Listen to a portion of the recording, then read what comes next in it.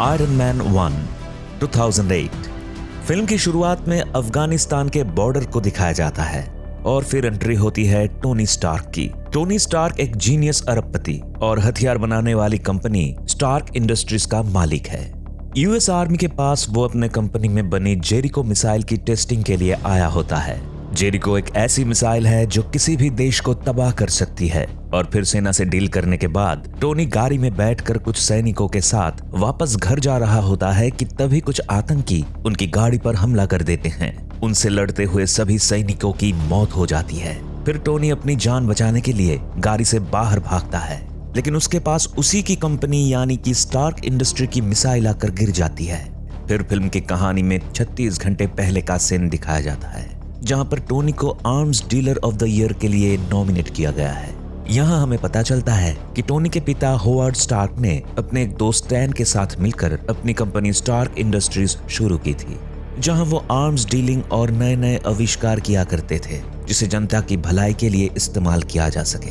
Dealer of the year का award लेने के लिए टोनी वहां मौजूद नहीं होता। टोनी के पिता का दोस्त स्टैन उस अवार्ड को लेते हैं। फिर दिखाया जाता है टोनी को, जो इस वक्त एक कसिनो में जुआ खेल रहा है। जेम्स वहां जाकर टोनी को उसका अवार्ड देता है, लेकिन टोनी उसे नहीं लेता और कहता है कि मेरे पास इसे रखने के लिए कोई जगह नहीं है। वहीं एक रिपोर्टर क्रिस्टिन टोनी के पास आती है और टोनी का इंटरव्यू लेने की कोशिश करती है और कहती है कि आप जो ये हथियारों का सौदा करते हैं ये सही नहीं है। तो टोनी कहता है कि एक दिन जब वर्ल्ड वॉर 3 छिड़ जाएगी और तब अगर हमारे पास हथियार नहीं होंगे तो हम अपने लोगों की मदद कैसे करेंगे। फिर थोड़ी और बातचीत के बाद टोनी उस न्यूज रिपोर्टर को अपने साथ अपने घर ले जाता है। उसके साथ पूरी रात बिताने के बाद जब टोनी की नींद खुलती है तो उसकी पर्सनल असिस्टेंट पेपर वहां पर आती है और टोनी को बताती है कि आज टोनी की अफगानिस्तान में एक बड़ी डील है और टोनी का पर्सनल जेट उसका इंतजार कर रहा है। फिर जब टोनी जेट तक पहुंचता है तो वहां पर जेम्स उसका इंतजार कर रहा होता है।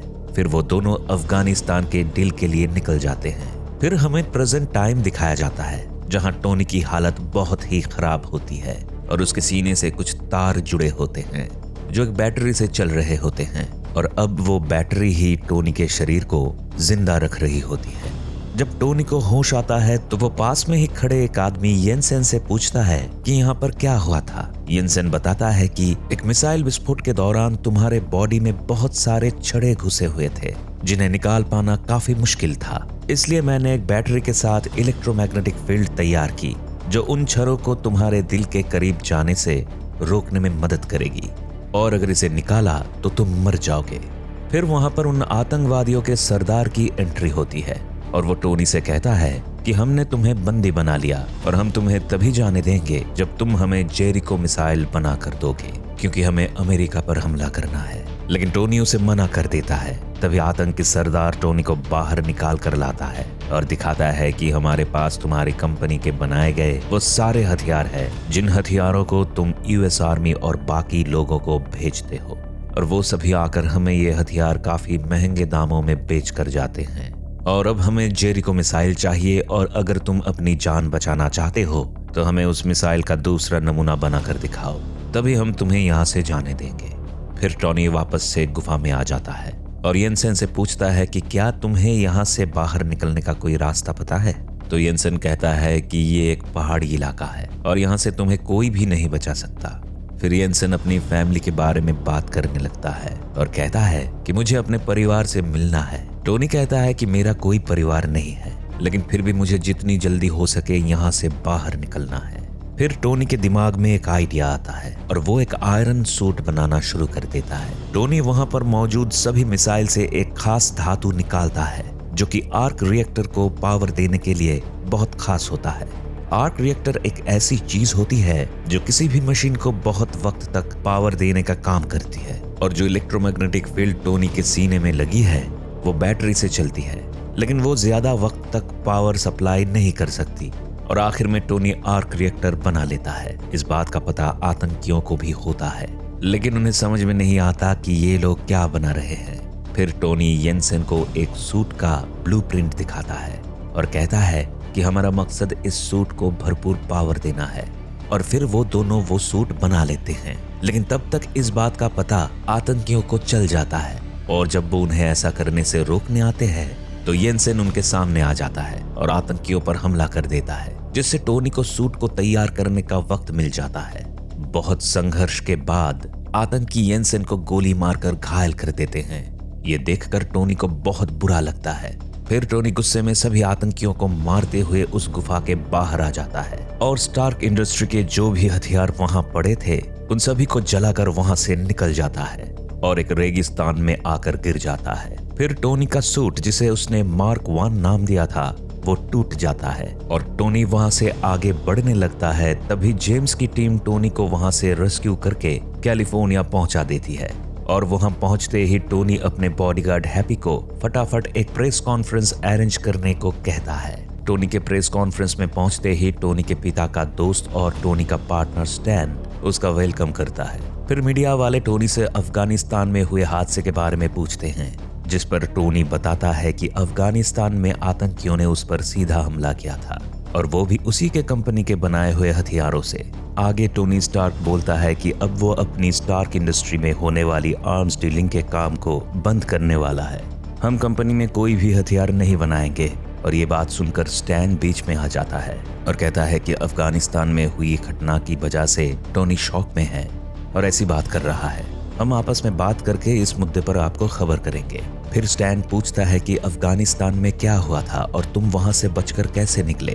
तो टोनी कहता है कि मुझ पर आतंकियों ने हमला किया था और मुझे कैद करके जेरिको मिसाइल बनाने के लिए फोर्स किया, लेकिन मैं वहां से आयरन सूट बनाकर भाग निकला और जिसे एनर्जी देने के लिए मैंने आर्क रिएक्टर बनाया। फिर टोनी उसे अपने सीने पर लगे आर्क रिएक्टर को दिखाता है। उसे देखकर स्टैन कहता है कि ये तो बहुत ही शानदार खोज है, हमें इसे पूरी दुनिया के सामने लेकर आना चाहिए। लेकिन टोनी ऐसा करने से मना कर देता है और वहां से चला जाता है। अब टोनी अपने घर के ही लैब में आर्क रिएक्टर को इम्प्रूव करता है और उसका एक न्यू वर्जन बनाता है। फिर उस नए रिएक्टर को अपनी बॉडी में फिट करने के लिए वो अपनी सेक्रेटरी पेपर पॉट्स को बुलाता है। पेपर टोनी के बॉडी से पुराने आर्क रिएक्टर को निकालकर नया आर्क रिएक्टर फिट कर देती है। फिर हम देखते हैं कि आतंकियों को रेगिस्तान में टोनी का बनाया हुआ मार्क 1 आयरन सूट मिल जाता है और वो लोग उसके सभी टुकड़ों को एक एक कर जमा कर लेते हैं। इधर टोनी अपने लैब में एक नए सूट पर काम करना शुरू कर देता है और उसे मार्क 2 नाम देता है। फिर हम देखते हैं कि टोनी मार्क 2 सूट को तैयार कर उसकी जांच करने के लिए अपने घर से आसमान की ओर निकल जाता है। और क्योंकि टोनी को मार्क 2 के कैपेसिटी का पता लगाना होता है, इसलिए टोनी अपने AI जर्विस से कहता है कि सूट में फुल पावर सेट कर दो जिससे मैं ज्यादा से ज्यादा ऊंचाई पर जा सकूं। और जब टोनी आयरन सूट के साथ आसमान में 81,000 फीट की ऊंचाई पर पहुंच जाता है, मगर उसके बाद उसके सूट पर बर्फ जमने लगती है और उसके सूट का सिस्टम बंद हो जाता है, जिसकी वजह से वो जमीन की तरफ गिरने लगता है। लेकिन वापस जमीन की तरफ आते ही सूट से धीरे धीरे बर्फ हटने लगती है और सूट फिर से स्टार्ट हो जाता है। अब इसके बाद टोनी मार्क 2 की टेस्टिंग करके अपने घर वापस आ जाता है, जहां उसे अपनी लैब में एक रैप किया हुआ गिफ्ट मिलता है जो उसे पेपर ने दिया था। उस बॉक्स में उसका पुराना आर्क रिएक्टर था। ये देखकर टोनी को काफी खुशी होती है। इसके बाद अपने नए आयरन सूट की टेस्टिंग करने के बाद टोनी को पता चल जाता है कि मार्क 2 सूट में ज्यादा ऊंचाई में बर्फ पड़ने की दिक्कत है और इसके लिए उसे सूट के विल्ट डिजाइन में कुछ चेंजेस करने होंगे। तभी टोनी को टीवी न्यूज से पता चलता है कि स्टैन ने एक बड़ी पार्टी ऑर्गेनाइज की है और सिर्फ उसे ही इनवाइट नहीं किया। ये देखकर टोनी सीधे पार्टी में पहुंच जाता है।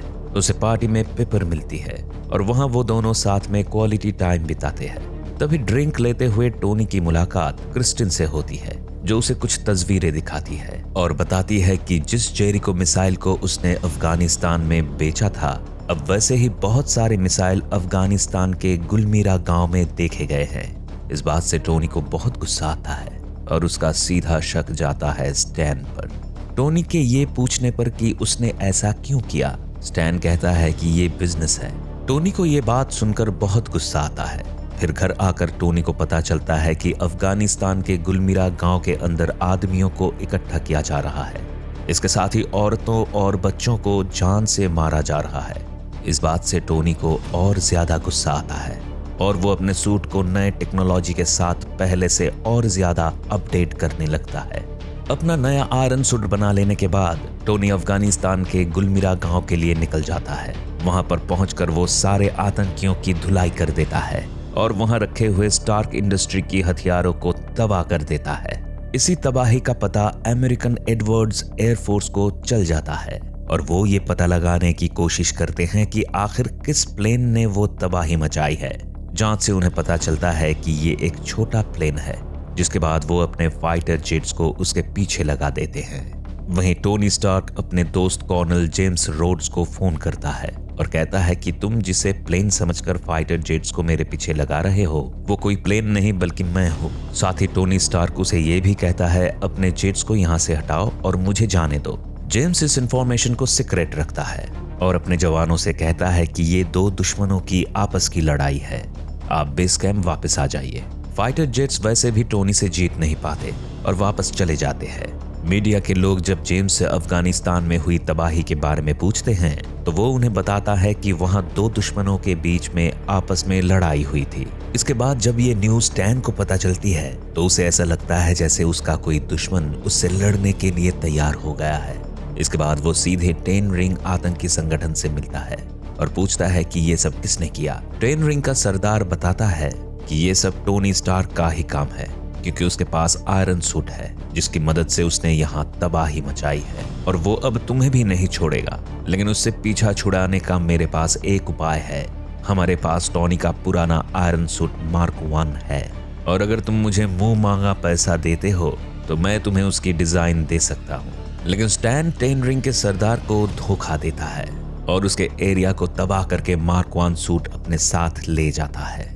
दूसरी तरफ टोनी को पता चल गया होता है कि इन सभी आतंकी सौदों के पीछे स्टैन का हाथ है, जिसके बाद वो अपनी असिस्टेंट पेपर को स्टैन के कंप्यूटर से कुछ जरूरी इंफॉर्मेशन निकालने को कहता है, क्योंकि अगर स्टैन के पास कंपनी की कोई भी खुफिया जानकारी रही तो वो उसे आतंकियों को बेचकर मुनाफा कमा सकता है। फिर पेपर स्टैन के कंप्यूटर तक जाती है जहां फाइल ट्रांसफर करते वक्त वो एक वीडियो देखती है जिससे पता चलता है कि टोनी स्टार्क पर आतंकी हमला स्टैन ने ही करवाया था। पेपर सारी इंफॉर्मेशन लेकर जाने ही वाली होती है कि वहां पर स्टैन आ जाता है। स्टैन से किसी तरह बचकर पेपर वहां से चली जाती है, लेकिन कंप्यूटर चेक करने के बाद स्टैन को पता चल जाता है कि पेपर कंप्यूटर से सारी खुफिया जानकारी लेकर जा चुकी है। फिर हम देखते हैं फिल कॉल्सन को, जो कि शील्ड का एक एजेंट होता है।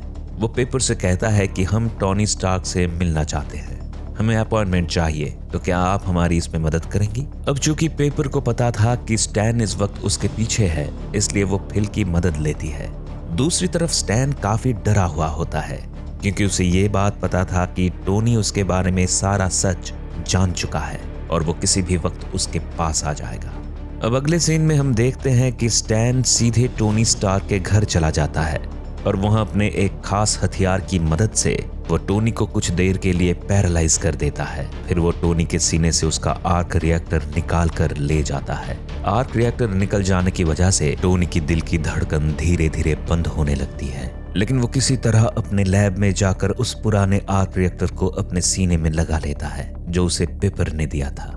फिर टोनी अपना नया आयरन सूट पहनकर स्टैन से मुकाबला करने निकल जाता है और दूसरी तरफ स्टैन टोनी का आर्क रिएक्टर अपने बड़े आयरन सूट में फिट कर देता है। लैब में टोनी स्टैन को रोकने के लिए पहुंचता है और उन दोनों के बीच बहुत बड़ा झगड़ा होता है, लेकिन उससे लड़ते हुए टोनी को समझ में आ जाता है कि स्टैन का नया सूट उसके सूट से कहीं ज्यादा पावरफुल है और वो उसे आसानी से नहीं हरा पाएगा। फिर टोनी को ख्याल आता है कि ज्यादा ऊंचाई पर जाने से सूट में बर्फ जमने लगती है और टोनी स्टैन को अपने पीछे पीछे आसमान में ले जाता है। टोनी का पीछा करते करते स्टैन 91,000 फीट की ऊंचाई पर पहुंच जाता है, जिसका नतीजा ये होता है कि स्टैन के सूट पर बर्फ जमने लगती है और वो धीरे धीरे नीचे गिरने लगता है। ये देखकर टोनी भी धीरे धीरे नीचे आने लगता है, लेकिन नीचे पहुंचते ही स्टैन का सूट फिर से स्टार्ट हो जाता है और दोनों की लड़ाई फिर से शुरू हो जाती है।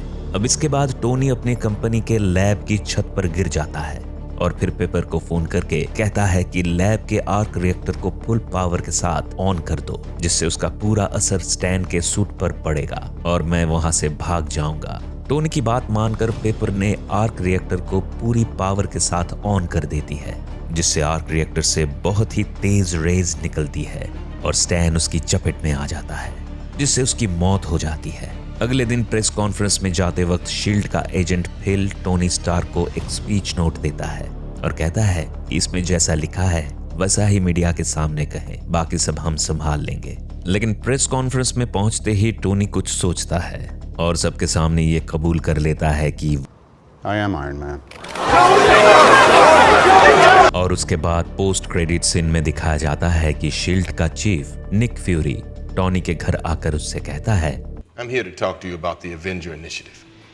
और यहीं पर यह फिल्म खत्म हो जाती है।